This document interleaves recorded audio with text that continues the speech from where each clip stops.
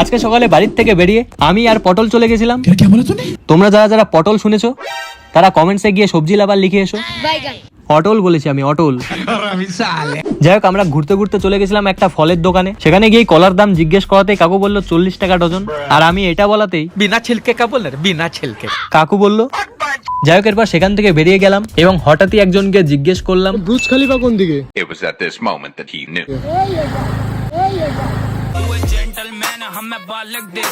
যাই হোক, এরপর সামনের দিকেই যাচ্ছিলাম এবং হঠাৎই একটা পুরনো ফ্রেন্ডের সাথে দেখা হয়ে যায়। আর অটল এই ফ্রেন্ডটাকে চেনে না বলে ये समस्या है रे, क्या बोलने का? এই দেখো ও হাই করাতে অটলের অবস্থাটা দেখো। क्या हो गया तुम्हें? क्यों नहीं बोल रहे हो? कुछ तो बोलो। শেষমেশ কিছুই বললো না, বাট মনে মনে ভাবছিল। যাই হোক, এরপর এক জায়গা থেকে আখের রস খেয়ে আজকের ব্লগটা শেষ করলাম। বাই। তাপস পাল।